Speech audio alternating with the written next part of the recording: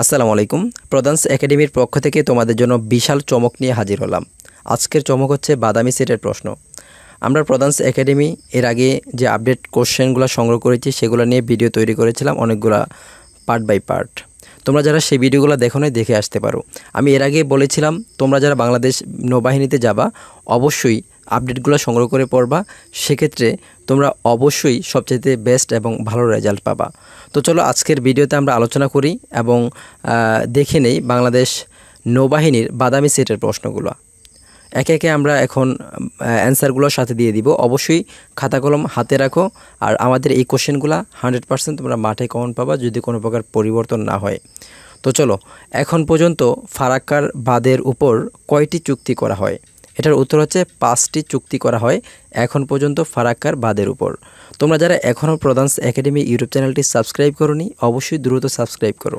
আমাদের দ্বিতীয় প্রশ্নটি, দহগ্রাম ছিটমহল কোন জেলায় অবস্থিত? দহগ্রাম ছিটমহল হচ্ছে উত্তর লালমনিরহাট জেলায় অবস্থিত। লালমনিরহাট জেলায় হচ্ছে দহগ্রাম ছিটমহলটি অবস্থিত। আমাদের 3 নম্বর প্রশ্ন, বাংলাদেশের সবচেয়ে উত্তরের ও দক্ষিণের জেলা কোনটি? আমি এর আগেও বলেছিলাম যে উত্তরের জেলা কোনটি, দক্ষিণের জেলা কোনটি, ছোট জেলা কোনটি, বড় জেলা কোনটি, এইগুলো একটু অবশ্যই তোমরা জেনে যাবা। সেক্ষেত্রে তোমাদের যে কোনো চাকরি পরীক্ষার মাঠে কাজে লাগবে। দেখো বাদামি সেটে কিন্তু এই প্রশ্নটা অলরেডি চলে আসছে। এটার উত্তর হবে পঞ্চগড় ও কক্সবাজার। আমাদের 4 নম্বর প্রশ্ন, বাংলাদেশের স্থল সীমান্ত রেখার দৈর্ঘ্য কত? বাংলাদেশের এখানে এটা একটু মাথায় রেখো, বাংলাদেশের স্থল সীমান্ত রেখা, এখানে স্থল সীমান্ত রেখা বলছে। স্থল সীমান্ত রেখার দৈর্ঘ্য কত? এটার উত্তর হচ্ছে 4246 কিলোমিটার। একটু এগুলো একটু ধারণা নিয়ে যেও, সেক্ষেত্রে সুবিধা হবে। আমাদের পরের প্রশ্ন হচ্ছে 5 নম্বর প্রশ্ন হচ্ছে √25 ইকুয়াল কত? এটার উত্তর হচ্ছে 5। আমাদের পরবর্তী প্রশ্ন, সকল মূলদ ও অমূলদ সংখ্যাকে কি বলে? সকল মূলদ ও অমূলদ সংখ্যাকে বাস্তব সংখ্যা বলে। তো আমাদের প্রধানস একাডেমির এই আপডেটগুলো যারা দেখতেছো অবশ্যই তোমরা ভালো একটা বেনিফিট পাবা। তার পাশাপাশি তোমরা যারা আমাদের প্রধানস একাডেমি থেকে আপডেটগুলো সংগ্রহ করতে চাচ্ছ, ভিডিও ডেসক্রিপশনে আমাদের হোয়াটসঅ্যাপ নাম্বার দেওয়া আছে, সেখান থেকে আমাদের সাথে যোগাযোগ করবা। তো চলো আমরা পরের প্রশ্নে চলে যাই। আমাদের পরের প্রশ্ন হচ্ছে 7, গাঢ় ধাক্কা দেওয়া অর্থে কোন বাগধারাটি ব্যবহার করা হয়েছে? এটার উত্তর হচ্ছে অর্ধচন্দ্র।